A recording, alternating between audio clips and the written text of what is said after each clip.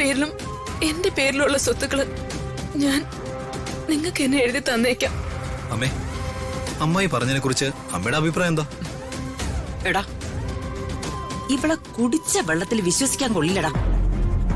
ഒരിക്കൽ എന്നോടേ ഈ നാട്ടിലേക്ക് ഇനി തിരിച്ചു വരില്ല എന്ന് പറഞ്ഞിട്ട് പോയവളാ ഇവള്. എന്നിട്ട് ഇവള് തിരിച്ചു വന്നില്ലേ? ഇവൾ എത്ര ദൂരെ പോയിരുന്നാലും ഇവളുടെ ഭർത്താവിനെയും മോളെയും കാണാതെ ഇരിപ്പുറക്കില്ല. ഇവളുടെ വാക്കിലൊന്നും നീ മയങ്ങല്ലേ മോനെ. ഇല്ല ചേച്ചി, ഞാൻ പറയുന്നത് സത്യമോ?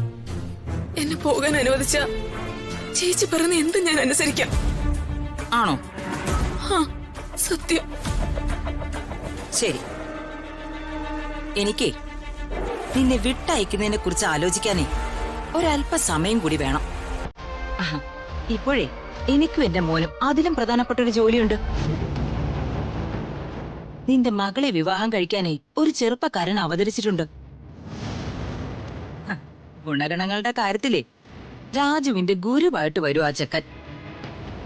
പേര് റോഹൻ. അവനൊരു മന്ത്രി കുടുംബത്തിലെ പയ്യനാ കേട്ടോ. അവനെ ഒന്ന് ഒതുക്കണം. ഞാനും ദീപക്കുവേ അതിനുള്ള തയ്യാറെടുപ്പില്ല. നീ ഇവിടെ മിണ്ടാതിരിക്കെ. അവന്റെ പിറന്നാൾ ആഘോഷം എങ്ങനെ കൊളമാക്കണമെന്ന് ഞങ്ങളൊന്ന് ആലോചിക്കട്ടെ. ചേച്ചി പ്ലീസ്, ഞാൻ പറയുന്ന ഒന്ന് കേക്ക്. ഇത് വലിയ തൊന്തരവായല്ലോ. ഇവള് നമുക്കൂടി സമാധാനം തരില്ലടാ. നീ വാ, നമുക്ക് അപ്പുറത്തെ മുറി പോയിരിക്കാം. നടക്ക്. ചേച്ചി പോലെ, ചേച്ചി ഞാൻ പറയുന്ന ഒന്ന് കേക്ക്. ചേച്ചി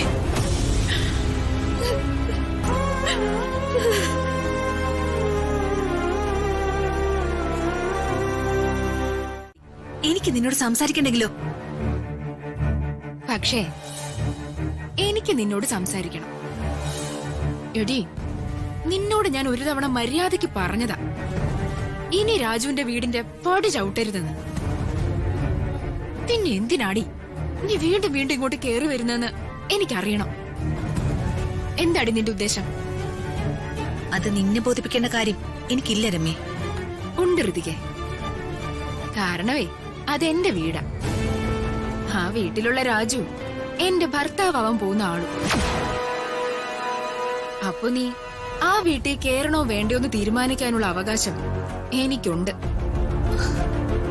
ഞാൻ വന്നത് രാജുവിനെ കാണാനല്ല, രാധമ്മയും വേണുവെങ്കിലും കാണാനാ.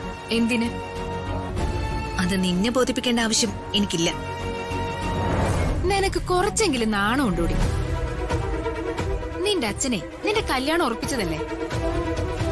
ഇനിയും അവിടെ കയറി ഇറങ്ങി നാട്ടുകാരെ കൊണ്ട് ഓരോന്ന് പറയിപ്പിച്ച് ആ വിവാഹം മുടക്കി രാജുവിന്റെ തലേ കയറി ഇരിക്കാന്ന് നീ കരുതണ്ട.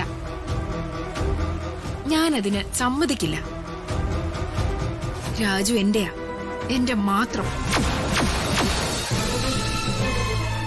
രാധമ്മയും വേണുവെങ്കിലിനെയും കൂട്ടുപിടിച്ചേ നീ രാജുവിനെ വശീകരിക്കാന്ന് കരുതിയെങ്കിലേ നിനക്ക് തെറ്റി. ഞാൻ പറഞ്ഞല്ലോ, പ്രിയ ചേച്ചിയും ജയൻ ചേട്ടനും ഇപ്പൊ നിന്നെ വെറുക്കുന്ന പോലെ അവരും നിന്നെ വെറുക്കുന്ന കാലം ദൂരെ അല്ല ഋതികെ. രാജുവിനെ മറന്ന് നിന്റെ അച്ഛൻ കണ്ടുപിടിച്ച ചെക്കനെയും കെട്ടി മര്യാദയ്ക്ക് ജീവിക്കാൻ നോക്ക്. അല്ലാതെ വെറുതെ ആളുകളെ കൊണ്ട് പറയിച്ച് നിന്റെ അച്ഛന്റെ വില കളയുന്ന ഏർപ്പാടെ ഒന്ന് നിർത്ത്. എത്ര പറഞ്ഞാലും മനസ്സിലാവില്ലെന്ന് വെച്ചാ. രമ്യ, രാജുവിനെ സ്വന്തമാക്കാൻ കഴിയോ ഇല്ലയോ എന്ന നിന്റെ ഭയമാണ് നിന്നെ കൊണ്ട് ഇങ്ങനെയൊക്കെ പറയിക്കുന്നത്. അതെനിക്ക് മനസ്സിലാവും. ഇന്നാർക്ക് ഇന്നാരെന്ന് തീരുമാനിച്ചിരിക്കുന്നത് ഈശ്വരന്. ഋതികയ്ക്ക് രാജുവിന്റെ ഭാര്യയായി ജീവിക്കാൻ യോഗമുണ്ടായിരുന്നു. ഋതിക രാജുവിന്റെ ഭാര്യയായിട്ട് ജീവിച്ചു. ഇനിയും ആ യോഗം നീണ്ടു നിൽക്കാനാണ് ദൈവവിധിയെങ്കിൽ നീയല്ല ആര് തടസ്സം നിന്നാലും അതങ്ങനെ തന്നെ നടക്കും. വേണ്ട രമ്യ, ഒരു ജന്മത്തിൽ അനുഭവിച്ചു തീർക്കേണ്ട വിഷമങ്ങളും ബുദ്ധിമുട്ടുകളും ഈ ചുരുങ്ങിയ പ്രായത്തില് അനുഭവിച്ചൊരു പെൺകുട്ടിയാ ഞാൻ. അച്ഛൻ എന്നെ വഴക്ക് പറയരുത്. നീ കാര്യം എന്താന്ന് വെച്ചാ പറയേ. അച്ഛാ,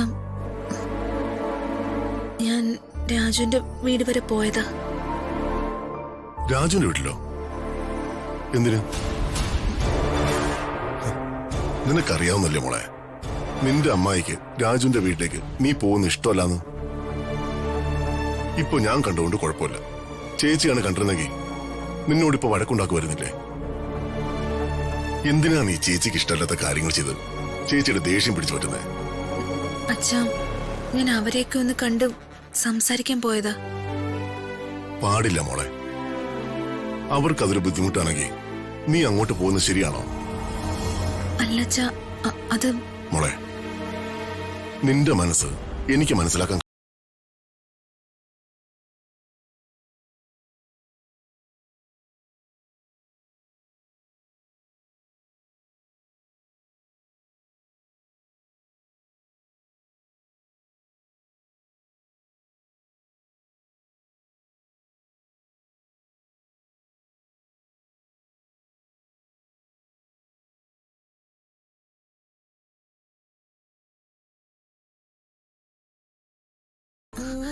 സോറി അച്ഛാ, ഞാനിനി ഇത് ആവർത്തിക്കില്ല.